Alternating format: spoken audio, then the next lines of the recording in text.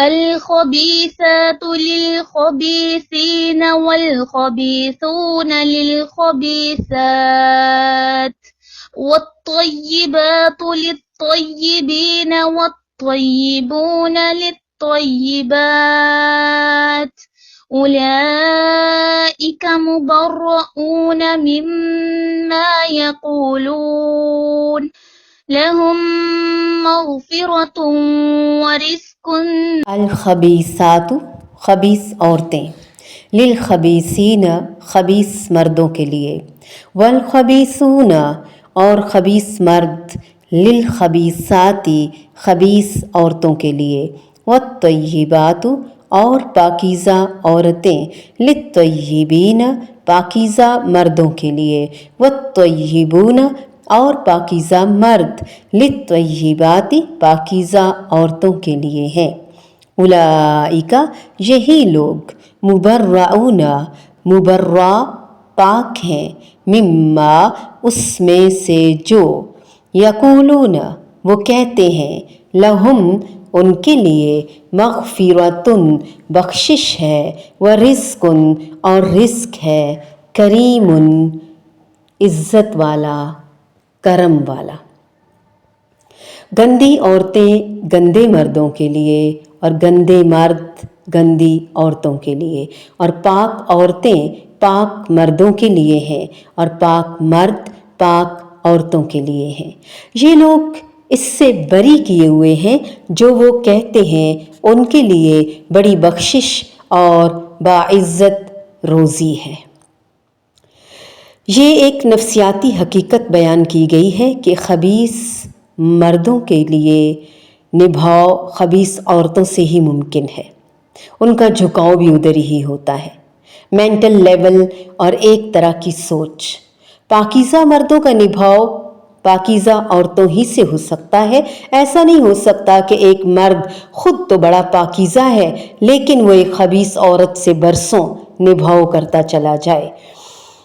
یہاں حضرت عائشہ صدیقہ رضی اللہ تعالی عنہا کی پاکیزگی کا بھی بیان ہے کہ ان میں خباثت کا ادنا سا بھی شائبہ ہوتا تو بھلا یہ کیسے ممکن تھا کہ نبی کریم صلی اللہ علیہ وآلہ وسلم جو ازل سے ابد تک پاکیزہ ہستیوں کے سردار تھے، ان کے ساتھ نہایت محبت اور اطمینان سے برسوں نبھاؤ کرتے چلے جاتے؟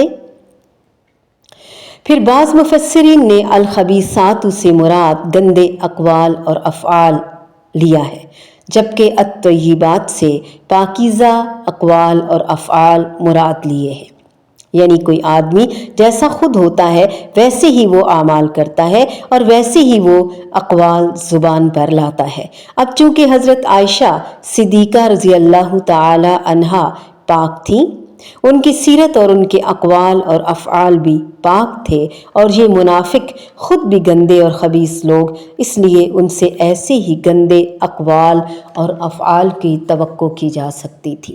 اولئک مبرؤون مما یقولون، یعنی طیب مرد اور طیب عورتیں ان باتوں سے صاف طور پر بری کیے ہوئے ہیں جو خبیث مرد اور خبیث عورتیں کہتے ہیں۔ مبرؤون اسم مفعول کا صیغہ ہے، بری کیے ہوئے۔ اس میں ام المومنین حضرت عائشہ صدیقہ رضی اللہ تعالی عنہا کی الفاظ میں، واشگاف الفاظ میں برات کا ذکر ہے، یعنی اہل ایمان میں سے جو یہ سنتا ہے وہ سبحانک ھذا بہتان عظیم کہہ کر انہیں پاک قرار دیتا ہے، اور رب تعالیٰ بھی ان الذین جاؤوا بالافک عصبۃ منکم، ان الفاظ کے ساتھ ان کی برات کا اعلان فرماتے ہیں۔ مما یقولون، یعنی بہتان تراشوں کی صرف منہ کی باتیں ہیں، ان کی حقیقت کچھ بھی نہیں۔ لہم مغفرۃ ورزق کریم، بڑی بخشش والا۔ خبیث لوگوں کے برا کہنے سے وہ برے نہیں ہو جاتے، بلکہ ان کی تہمتوں کی وجہ سے انہیں جو رنج پہنچتا ہے اور وہ اس پر صبر کرتے ہیں تو یہ چیز ان کی خطاؤں اور لغزشوں کی بخشش کا ذریعہ بنتی ہے۔ اور مفسد لوگ جس قدر انہیں ذلیل کرنا چاہتے ہیں اسی قدر انہیں عزت کی روزی ملتی ہے۔ اس میں رسول اللہ صلی اللہ علیہ وآلہ وسلم، عائشہ، ان کے والدین اور حضرت صفوان رضی اللہ تعالی عنہم سب کے لیے جنت کی بشارت ہے جو حقیقی رزق کریم ہے، کیونکہ اس بہتان سے ان سب کی عزت اور آبرو پر حملہ ہوا اور سب کو نہایت رنج پہنچا۔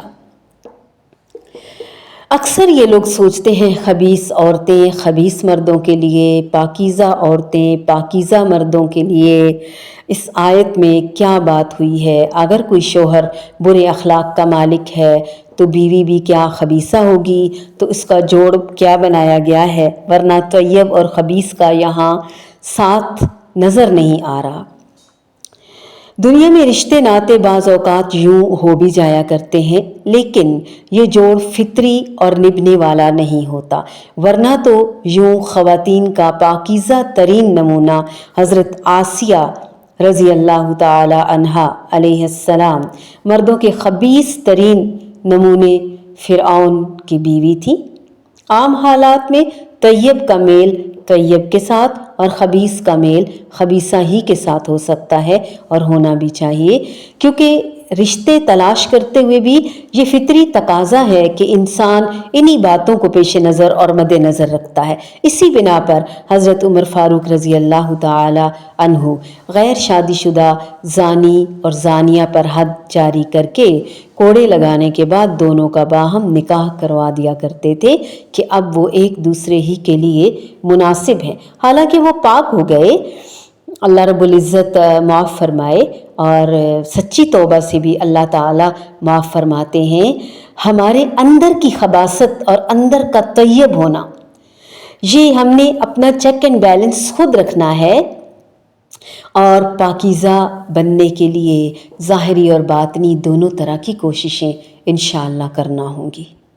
الخبيثات للخبيثين والخبيثون للخبيثات والطيبات للطيبين والطيبون للطيبات أولئك مبرؤون مما يقولون لهم مغفرة ورزق